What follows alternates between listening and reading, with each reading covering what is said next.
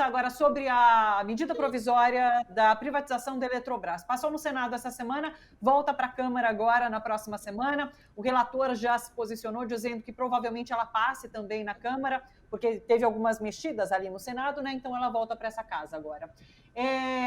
A Eletrobras ela é fundamental para a soberania brasileira, para o desenvolvimento brasileiro, e foi agora privatizada, abriram essa brecha para a privatização com a desculpa de que a conta de luz vai cair. Mas, assim, muita gente já se manifestou, inclusive a Federação das Indústrias de São Paulo, a Fiesp, também se manifestou achando que vai subir o preço da conta de luz agora.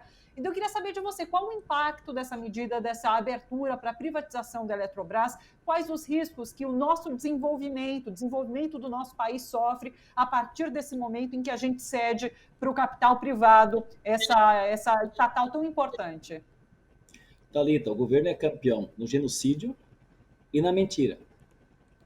Todas as reformas que ele apresenta uma mentira. Aliás, ele é um governo mentiroso, é um governo fake, só se mantém assim. A reforma da Previdência era para ser para gerar emprego, melhorar a economia, atrair investidor. A reforma trabalhista era para ser assim, o teto de gastos, tudo era para ser assim. Nada disso se confirmou. Então é mentira em cima de mentira. E é a mesma coisa da Eletrobras. Gente, é o contrário que vai acontecer. É o contrário que vai acontecer. Quem vai pagar esta conta da privatização da Eletrobras vai ser o consumidor. O consumidor de energia. A nossa conta de luz, anote o que eu estou dizendo aqui, diferente do que o governo está mentindo, vai aumentar a conta de energia. E o pior, com uma empresa, a Eletrobras, que tem, se formos olhar, todas as vinculadas à Eletrobras, a Eletrosul, a Eletronorte, a Codevasf, a Chep, todas as empresas, digamos, furnas vinculadas ao sistema Eletrobras, para construir hoje, de novo, toda essa estrutura, sem a marca das entidades, que também tem valor, seria perto de 400 bilhões. 400 bilhões. Sabe quanto o governo vai arrecadar para o governo e para o Tesouro com a venda? Em torno de 25 bilhões. 50 bilhões, 50% vai para a CDE, né, que é a Conta do Desenvolvimento Energético, e 25 bilhões para o governo. Mas o custo dela, total, para fazer de novo esta obra, seria 400 bilhões. A Eletrobras é uma empresa lucrativa. Nos últimos 3 anos, sabe quanto foi o lucro dela? 30 bilhões. E o governo gosta de dizer essa empresa superioritárias. Não, 30 bilhões nos últimos 3 anos. A Eletrobras tem um a receber de 44 bilhões. Ela, no caixa, tem mais de 15 bilhões. Hoje um técnico ainda me disse que estava perto de 17 bilhões. Mas os números divulgados eram 15 bilhões. Então, uma empresa responsável no país, né, pela maior parte de transmissão, de armazenamento de água, né, nos seus mananciais, nas suas barragens, estratégica para o desenvolvimento do país, foi a Eletrobras, que através da Eletronorte socorreu o Amapá, quando uma empresa privada colocou o Amapá no apagão. Aliás, esse é o símbolo, Thalita e Cosmo, mais importante para a gente falar. Quando eles defendem muito o mercado, o privado, é o apagão do Amapá. E quem tirou o povo do apagão foi exatamente a Eletronorte, vinculada à Eletrobras, que é pública. O apagão está de novo num apagão agora. Então, Thalita, o maior crime que pode ser feito é jogar para o consumidor essa conta, que vai aumentar muito. Segundo, uma empresa que é tão importante estrategicamente, que é lucrativa. E o mais interessante neste modelo é o seguinte: se a economia crescer, e se o povo tiver um consumo maior, que é o que nós desejamos para a população, para sair dessa desgraça de desindustrialização que está o nosso país, e ao mesmo tempo de pouco consumo que a população tem, porque nós estamos cada vez consumindo menos, né, com esse governo golpista, vai precisar de energia. E o modelo, neste momento, isso é muito importante, é o seguinte: nós vamos entregar o que existe, público, para empresas privadas, que ao eles quererem ter lucro, vão ter que onerar mais o consumidor. E não vai ter novos investimentos para a produção de energia. É uma substituição, mas é uma substituição ruim, Porque no processo que foi votado na Câmara e ontem no Senado, que nós votaremos a partir da segunda-feira, vamos ser convocados para segunda-feira uma sessão extraordinária na Câmara, porque vai caducar na terça-feira, dia 22. A MP, o Arthur Lira, vai querer votar, ele já nos avisou disso, vai ser na segunda-feira, na reunião do Colégio de Líderes de ontem. O que vai acontecer? Vai forçar a instalação e o uso da termoelétrica. O que são as térmicas? É fazer energia a partir de gás ou de diesel, que significa, ou até de carvão. No caso, isso foi retirado agora, mas até de termos, não de hidras, vamos dizer assim, não hídrica, né? Ou não energias mais renováveis, que seria do vento, do sol.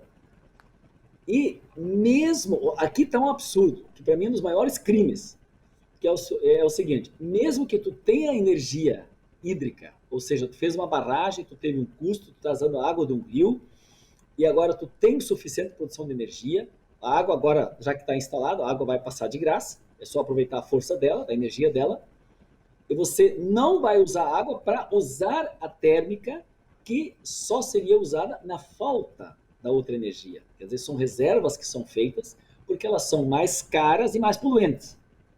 Mais caras e mais poluentes.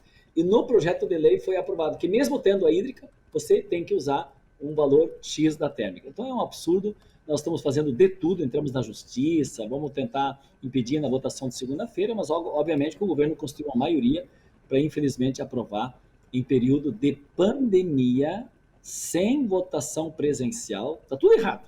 Aliás, esse governo está tudo errado, né, Cosme? Aprovar, né, esse projeto que é criminoso, né?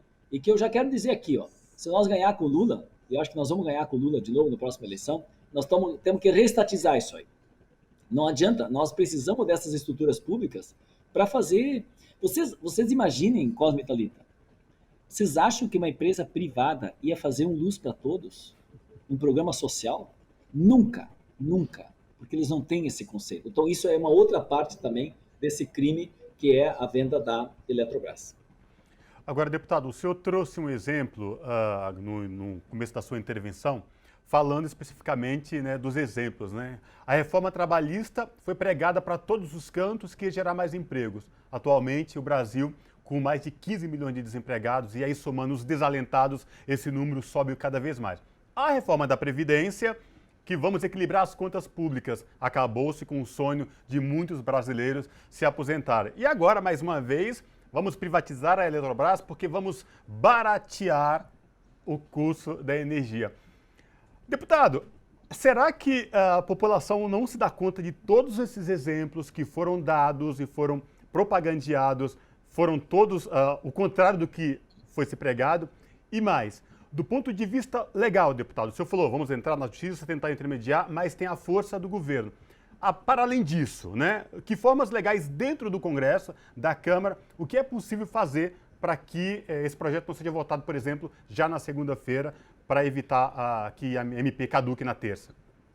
Nós vamos tentar ainda uma ação judicial no Supremo Tribunal para assustar, porque o próprio modelo, né, de desfazer e o governo ficar sem ser acionista majoritário não poderia ser feito nesse processo. Ela é inconstitucional, né?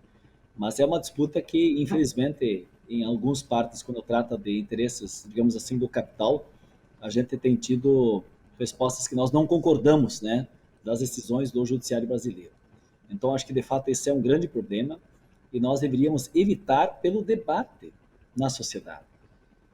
Porque o parlamento é o lugar para avaliar isso com profundidade. Só que no parlamento nós vivemos, no outro período, a lei da mordaça. Foi alterado o regimento da Câmara dos Deputados para impedir que a oposição possa fazer obstrução, e a obstrução é o mecanismo de exigir mais debate, impedir que essas leis sejam votadas, digamos assim, de forma patrolada, como se diz, né, sem debate com a sociedade. Essas medidas provisórias sequer tiveram instalação, nós entramos também com uma reclamação sobre isso, porque as medidas provisórias, elas deveriam ser constituídas uma comissão de debate, que faria audiências públicas, que ouviria a sociedade. Nada disso aconteceu. Foi um relatório apresentado direto no plenário. Então, na verdade, atrás disso estão muitas negociatas, interesses desse governo, que também, por um outro lado, sequer, que tem pouca legitimidade. Como é que esse governo, sem legitimidade, está sob suspeita agora com as CPIs sendo apuradas, pedidos de impeachment, ele fará essa destruição da economia brasileira, não pertence a ele, a Eletrobras é do Brasil, não é do governo de plantão. Mas a atitude fascista, ela está levando exatamente a esse tipo de votações.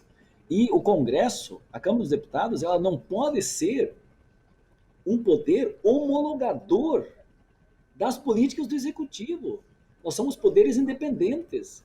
Nós não podemos, nem por um lado, chancelar, né, o genocídio praticado por esse governo, né, pela sua omissão ou ação contrária na busca de vacinas e de oxigênio, né, para a população que precisa por causa da Covid, e nem, ao mesmo tempo, chancelar a falta de democracia na estrutura brasileira e da soberania de um país.